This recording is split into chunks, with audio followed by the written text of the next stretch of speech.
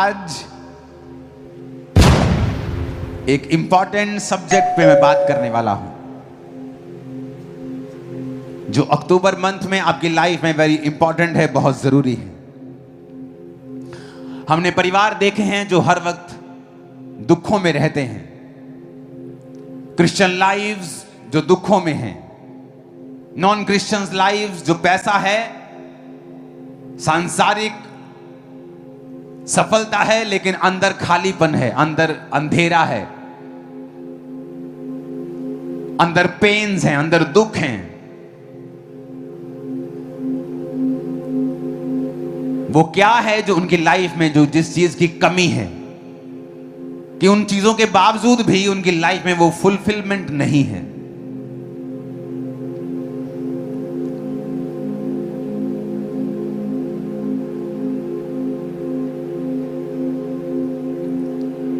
जब आप हिस्ट्री पढ़ते हैं, जिस पहाड़ पर परमेश्वर ने मूसा को दर्शन दिया, आज भी अगर आप उस पहाड़ को देखने जाएंगे, आज भी आपको वो सऊदी अरेबिया में मिल जाएगा।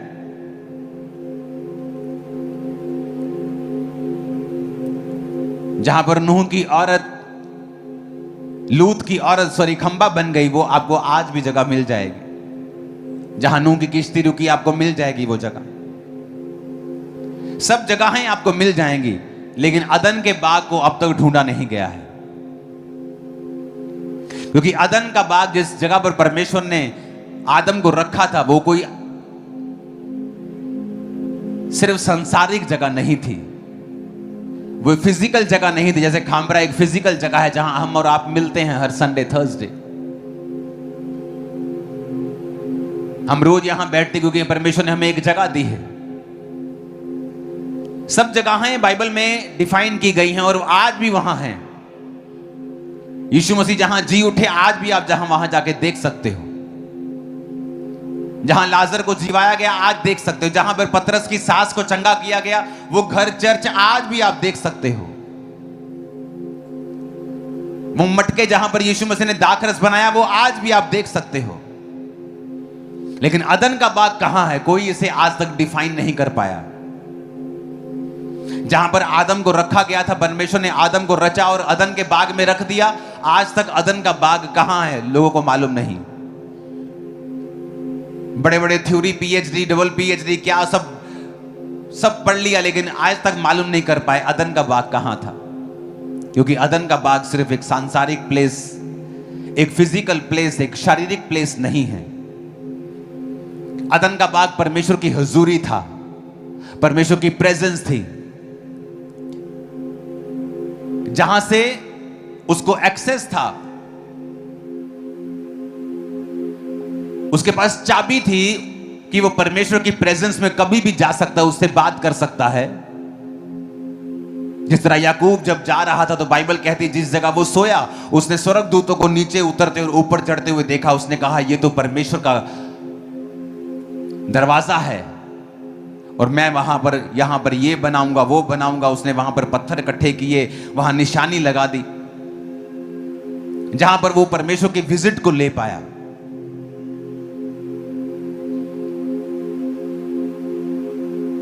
एक बड़ी इंपॉर्टेंट बात जो मैंने पढ़ी एक पुस्तक से, वो ये थे कि परमेश्वर ने उनको जो दिया था, वो सिर्फ फिजिकल नहीं था, वो एक सांसारिक जगह नहीं थी, वो परमेश्वर की प्रेजेंस थी। आज भी जब आप परमेश्वर की हुजूरी को खोते हैं, आप बेचैन महसूस करते हैं। जब शैतान आपको पाप की ओर लेके जाता है और आप प्रभु की हुजूरी को खो देते हैं, आप लॉस्ट महसूस करते हैं।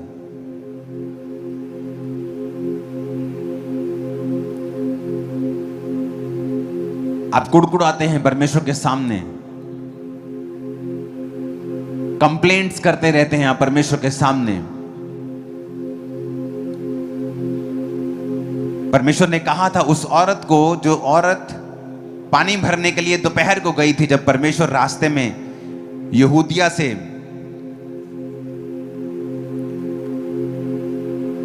गलील जा रहे थे तो सामरिया होकर परमेश्वर को जाना जरूरी था। यूहन्ना 4 तो लिखा वो सामरिया के एक नगर में आया तो वहां पर कुएं के पास बैठ गया और एक औरत आई और जल भरने लगी दोपहर के समय। छठा घंटा मतलब दोपहर का समय। एक रिजेक्टेड औरत, क्यों रिजेक्टेड थी? क्योंकि संसार ने उसे रिजेक्ट कर दिया था। क्यों रिजेक्ट कर दिया? क्योंकि वो व्यभिचारिणी थी। एक पति, दूसरा पति, तीसरा पति, चौथा, 5 पति। अभी छठे बंदे के पास रह रही, वो भी उसका पति नहीं, तो लोगों ने उसे रिजेक्ट कर दिया था। तो उसे वो सुबह सुबह औरतें पानी भरने के लिए जब जाया करती थी तो वो औरतें उनको साथ नहीं लेके जाती थी, उसे गंदी औरत समझ कर छोड़ दिया जाता था। तो वो दोपहर के समय जब कोई पानी लेने नहीं जाता, जब धूप होती है, कोई घर से नहीं निकलता, उस एरिया में, जिस एरिया की मैं बात कर रहा हूं, तो वो दोपहर को पानी लेने जाया करती थी। और यीशु मसीह वहां बैठे हुए मिले और यीशु मसीह ने उससे कहा मुझे पानी पिला। तो वो बड़ी हैरान हुई कि तुम मुझसे पानी क्यों मांग रहे हो? मैं तो एक अन्य जाति औरत हूं और यहूदी जो है मुझसे कोई व्यवहार नहीं रखते हैं। और 10 आयत में यीशु ने उत्तर दिया, यदि तू परमेश्वर के वरदान को जानती और ये भी जानती कि वह कौन है जो तुझसे कहता है मुझे पानी पिला, तो तू उससे मांगती और वो तुझे जीवन का जल देता।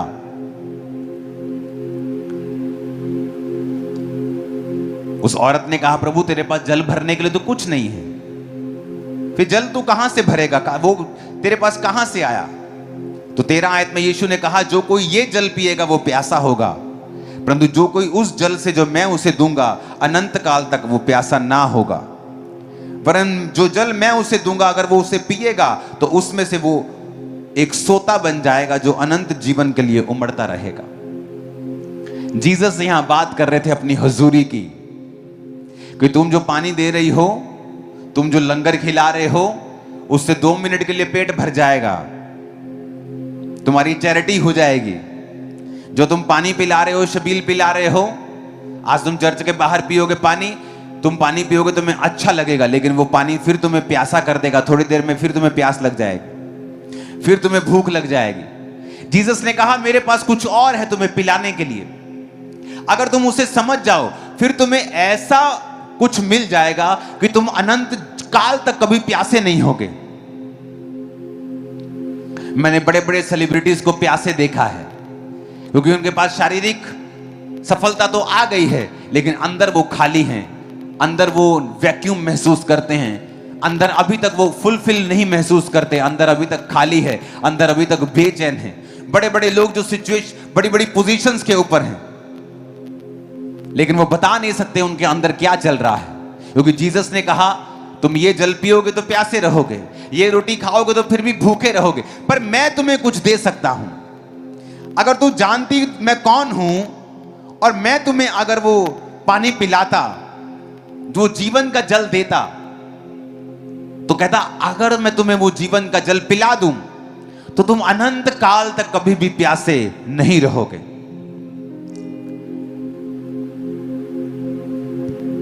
चौदह आयत में लिखा, जो कोई उस जल में से पिएगा जो मैं उसे दूंगा वो अनंत काल तक प्यासा ना होगा,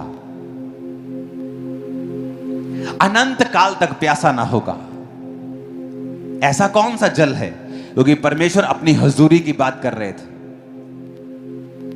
परमेश्वर ने कहा तू जा अपने पति को बुला ले। कहती मैं मेरा पति नहीं। जीसस ने कहा हां तू 5 पति कर चुके, जिसके पास तू अब है वो भी तेरा पति नहीं। जीसस उससे कह रहे थे कि वो प्रेजेंस जो आदम ने खो दी थी, उससे पहले बीमारियां नहीं थी, आंसू नहीं थे, बेचैनी नहीं होती थी, डिप्रेशन नहीं होता था, गरीबी नाम की कोई चीज नहीं थी, शैतान के अटैक नाम की कोई चीज नहीं थी, दुख नाम की कोई चीज नहीं थी, कंफ्यूजन नाम की कोई चीज नहीं थी, दुख नाम की, आंसू नाम की कोई चीज नहीं थी, डाइवोर्स नाम की कोई चीज नहीं थी। परमेश्वर ने एक परफेक्ट लाइफ दी थी आदम और हवा को, और अपनी हुजूरी उन्हें दी थी, क्योंकि जो मेन एटमॉस्फेयर जिसमें आदम और हवा को रहना था वो परमेश्वर की हुजूरी थी। आप मछली को पानी के बाहर निकालेंगे, मछली मर जाएगी, क्योंकि वो वहां नहीं रह सकती है, क्योंकि उसको पानी के अंदर रहने के लिए रचा गया है। उसका एटमॉस्फेयर ही वही है कि वो पानी के अंदर ही रहती है। पानी के बाहर कुछ मछलियां सांस ले सकती हैं, लेकिन पानी के बिना जी नहीं सकती। मोस्टली 99% मछलियां पानी के अंदर ही सांस लेती हैं और वहीं रहती हैं। अगर बाहर निकालते तो मर जाती हैं, लेकिन वो पानी के एटमॉस्फेयर में जीने के लिए रची गई है। आप लोग रचे गए थे परमेश्वर की हुजूरी के अंदर जीने के लिए। इसलिए जब परमेश्वर की हुजूरी के अंदर लोग जीते थे, आदम जीता था, उसको कोई बीमारी के लिए प्रार्थना करने की जरूरत नहीं थी। आदम को कुछ भी करने की जरूरत नहीं थी। सब कुछ स्मूथ चल रहा था, सब कुछ भला चल रहा था। लेकिन बाइबल कहती है जब उन्होंने अपराध किया, पाप किया और परमेश्वर की प्रेजेंस उनकी जिंदगी से चली गई, उसके बाद क्या हुआ? उसके बाद उनकी जिंदगियों में श्राप आए। आदम की संतान ने एक दूसरे को मारा, मर्डर आए, कत्ल आए, अपराध आया, व्यभिचार आया। परमेश्वर की आज्ञा की उल्लंघना करने के बाद वो सब आया जो उनकी जिंदगियों में नहीं होना चाहिए था। जिस तरह मछली की जिंदगी में वो मौत नहीं आ सकती जब तक आप उसको पानी के बाहर नहीं निकालेंगे, क्योंकि वो पानी में रहने के लिए बनाई गई है। जीसस उससे ये कह रहे थे कि मैं अगर तेरे को वो जीवन जल दे दूंगा तो तू प्यासी नहीं रहेगी। तू पति कर चुकी है, तू व्यभिचार कर चुकी है, फिर भी तू प्यासी है। क्योंकि वो औरत क्या अंदर क्या चल रहा था वो औरत को मालूम था। वो खालीपन, वो अकेलापन, वो एक बेचैनी जो परमेश्वर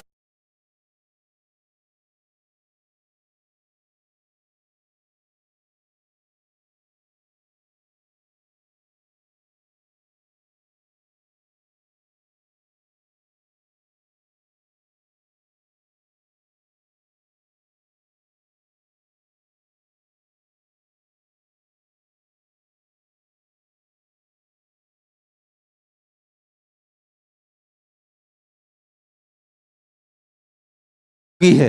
अगर तू तौबा करे, अगर तू मुझे अपना ले, अपना उद्धार करता, अपना मसीह, तो मैं तुझे वो जीवन जल दूंगा। यानी मैं तेरे जीवन में अपनी हुजूरी दे दूंगा और उसके बाद तू कभी भी प्यासी नहीं रहेगी, तू कभी भी भूखी नहीं रहेगी। वो सारा कुछ तेरी लाइफ में आना शुरू हो जाएगा जो तू मांगती है लेकिन पा नहीं रही। वो परमेश्वर की प्रेजेंस, वो परमेश्वर की हुजूरी जिसे आज विश्वासी भी खो चुका है, क्योंकि हर वक्त वो कंप्लेंट करता है, हर वक्त कुड़कुड़ाता है। वो भूल जाता है उसकी जिंदगी में जो 400 तरह की आशीषें हैं और वो कंप्लेंट करता रहता है परमेश्वर से। अगली आशीष के बारे में इंतजार करता रहता है, आगे क्या करना है उसके बारे में सोचता रहता है।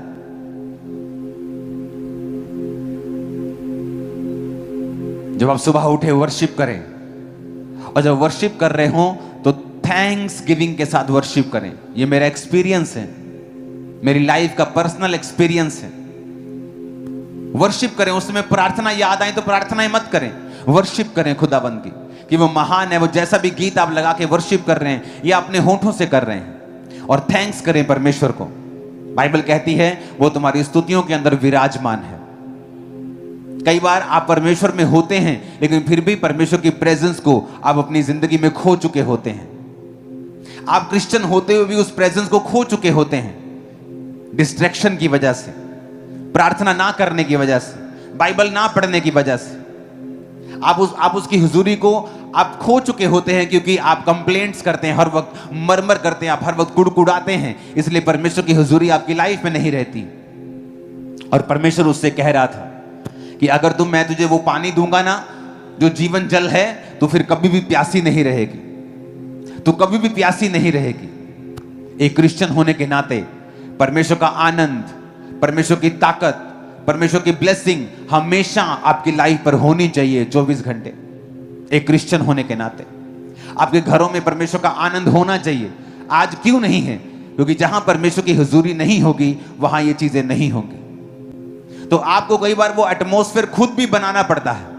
आप मछली लेके आते हैं बाजार से, तो आपको फिश टैंक रखना पड़ता है।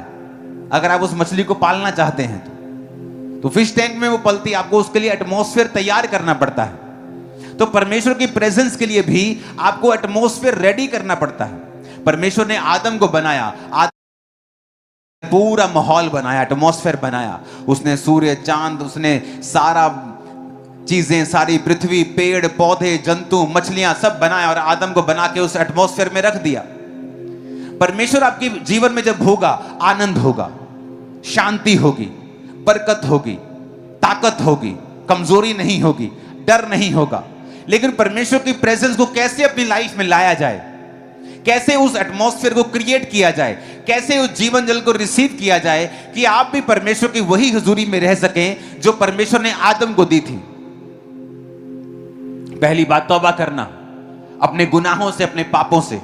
इसलिए परमेश्वर ने कहा था, यदि तू जानती तू किससे मांग रही है, तू जानती अगर मैं कौन हूं तो तू मुझसे मांगती।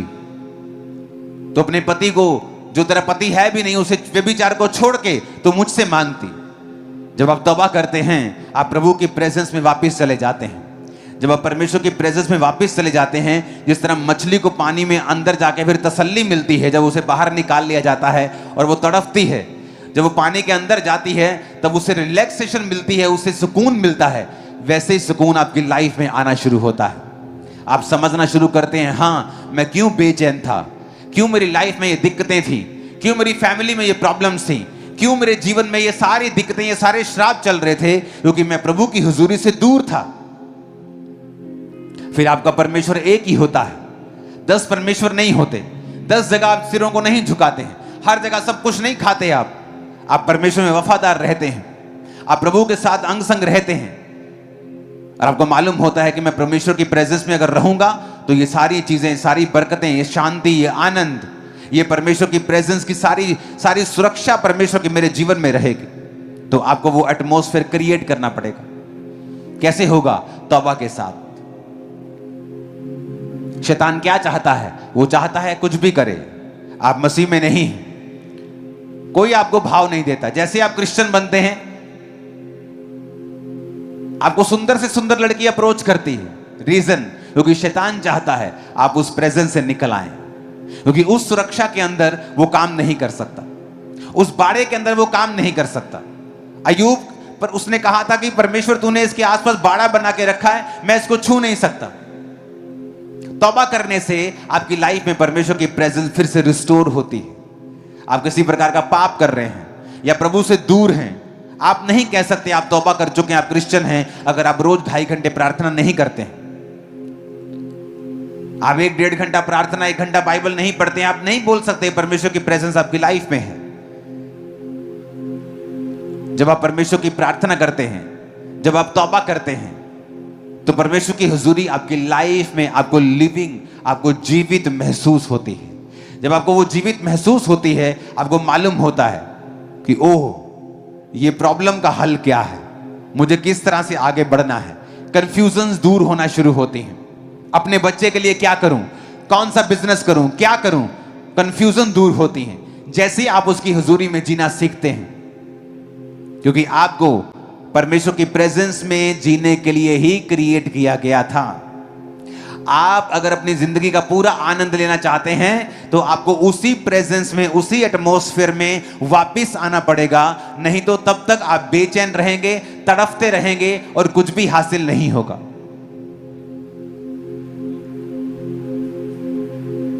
वो स्तुतियों पर विराजमान है।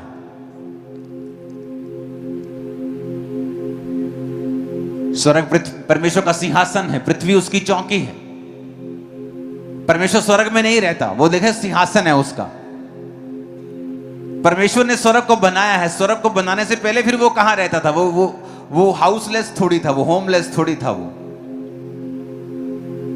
फिर वो कहां रहता था? बाइबल कहती है परमेश्वर स्तुतियों के बीच में विराजमान है। इसलिए परमेश्वर ने अपने चेलों को प्रार्थना करना सिखाया था कि जब तुम प्रार्थना करो, बोलो ऐ हमारे बाप तू जो आसमान में है, तेरा नाम पाक माना जाए। यानी जब तुम प्रार्थना शुरू करो तो वर्शिप शुरू करो। आज हम प्रार्थना जब शुरू करते हैं, सीधा ही कंप्लेंट, हे परमेश्वर तू नहीं जानता आज मैं कितना दुखी हूं, तू नहीं जानता आज मैं कितनी दुखी, सीधा कंप्लेंट।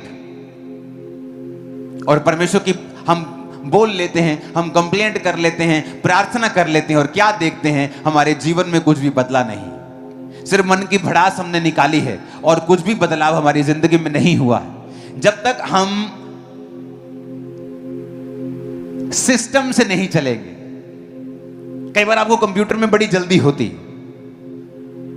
कि मुझे ये जल्दी जल्दी करना है, लेकिन वो आपसे मांगता है, okay do you want to do this, then click this and then this, अब दिस। आप बोलेंगे जल्दी जल्दी कर दे, आप जितना जल्दी करेंगे वो आपको उतना लेट कर देगा, आपको फिर से करेगा, ओके देन गो अगेन, फिर से फॉर्म भर अपना, फॉर्म में एक गलती होगी, जल्दी जल्दी भर दी, फिर से भर अपना फॉर्म।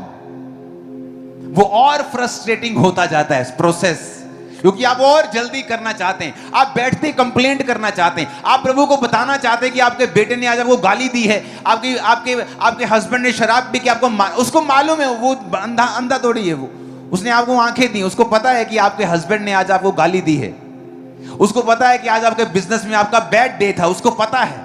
हो सकता है वो उन सिचुएशंस को यूज कर रहा हो आपको अपने करीब लेके आने के लिए। तो परमेश्वर ने हमें मैनुअल दिया है कि जब तुम परमेश्वर की प्रेजेंस में जाओ तो किस तरह करो। ऐ हमारे बाप तू जो आसमान में है, तेरा नाम पाक माना जाए, तेरा राज्य आए। तो जब वर्शिप में आप बैठेंगे, प्रार्थना में बैठेंगे, सबसे पहले चाहे दुखी हो सुखी हो, आप वर्शिप करें, प्रभु की वर्शिप करें, थैंक्स गिविंग के साथ, धन्यवाद के साथ लिखा मेरी हजूरी में आ। फाटकों में प्रवेश कर थैंक्स गिविंग के साथ, आंगनों में प्रवेश कर धन्यवाद के साथ, थैंक्स गिविंग के साथ, स्तुति करते हुए प्रवेश कर। और जैसे ही आप ऐसा करना शुरू करेंगे, आप नोटिस करेंगे परमेश्वर की जो प्रेजेंस है आपकी लाइफ में वापस आना शुरू होगी। और ये मेन चीज होगी, main, this is the most important thing आपकी लाइफ में। आप अपने बिजनेस में हैं और आप 6 महीने से दुखी हैं, मैं क्या करूं परमेश्वर। आप क्रिश्चियन हैं, आप गुड मैन हैं, अच्छे आदमी हैं, फिर भी आप सफर कर रहे हैं। आप क्रिश्चियन हैं, गुड गर्ल, फिर भी आप सफर कर रही हैं अपनी बीमारी में। आपको सीखना पड़ेगा किस तरह से आपको बाहर आना है, इसको प्लेन करना। आपको सीखना पड़ेगा आपको कैसे बाहर आना है इन चीजों से। केवल प्रभु की हजूरी है जो आपको एक लेवल से आपको हायर लेवल पे लेके जा सकती है। सिर्फ प्रभु की प्रेजेंस है वो जो कर सकती है। आपको ये मालूम होना चाहिए।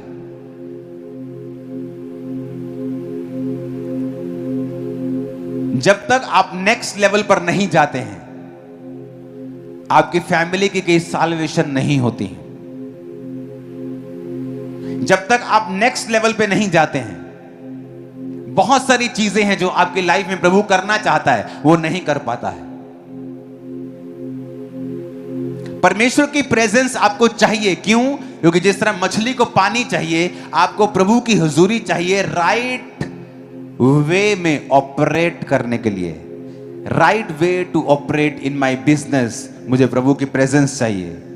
मुझे अपने काम में सही तरह से काम करने के लिए प्रभु की प्रेजेंस चाहिए। लोग सोचते हैं मुझे प्रेजेंस चाहिए तालियां बजाने, आत्मा उतरता है ना तालियां बजाने के लिए, लेकिन जब मैं अपने सिलेंडर बेचने जाऊंगा ना, मुझे प्रेजेंस की जरूरत नहीं है। और वहीं वो धोखा खाते हैं और वहीं शैतान उनको धोखा देता है और वचन पूरा होता है, अज्ञानता के कारण मेरी प्रजा बंधुआई में जाती है। और जब वो अपने बिजनेस में परमेश्वर के वचन के अनुसार नहीं चलता और उस अन्य आज्ञाकारिता के वजह से उसकी जिंदगी में दूसरे बंधन रहते हैं, तो वो कंफ्यूज रहता है कि मैं चर्च जाता हूं, आत्मा भी मुझ पे उतरता है, लेकिन मेरी लाइफ में ये मुश्किलें क्यों नहीं हल हो रही? क्योंकि आपको परमेश्वर की हुजूरी को हर जगह कैरी करना है, क्योंकि आप बनाए ही उस चीज के लिए गए हैं। अगर मछली को खाना खाना है, पानी में ही खाना है। उसको बाथरूम करना है तो पानी में ही करना है। उसको कहीं दूसरी मछली से मिलने जाना है तो पानी में ही जाना है। उसको हर चीज पानी में ही करनी है, क्योंकि उसको उसी चीज के लिए बनाया गया है। आपको जब परमेश्वर ने बनाया तो प्रभु जानता था आपको बिजनेस करना है, आपको डॉक्टर बनना है, आपको वैद्य बनना है, इंजीनियर बनना है, आपको काम करना है, आपको जॉब करनी है। तो उसने सब चीजें वो जानता था, इसलिए उसने एक एटमॉस्फेयर रेडी किया, परमेश्वर की प्रेजेंस का एटमॉस्फेयर, कि जिसमें रहकर आप सब चीजें ऑपरेट करेंगे और आपको कोई भी दिक्कत नहीं होगी। लेकिन जैसे ही आप उस एटमॉस्फेयर से बाहर आएंगे, आप स्ट्रगल करेंगे, आप स्ट्रगल करेंगे, फिर आप नए नए कोट बनाएंगे। जिंदगी एक संघर्ष है, जिंदगी दुखों का मेला है। ये उन्होंने बनाया जो परमेश्वर की हुजूरी से दूर हैं। जिंदगी संघर्ष नहीं है। पिता ने आपको संघर्ष करने के लिए पैदा नहीं किया है, लेकिन हमें प्रैक्टिस करनी होगी परमेश्वर की प्रेजेंस में जीने की, और हमें एटमॉस्फेयर क्रिएट करना होगा। हमें एटमॉस्फेयर क्रिएट करना होगा, हमें वो माहौल बनाना होगा जहां हम परमेश्वर की हुजूरी में रह सकें।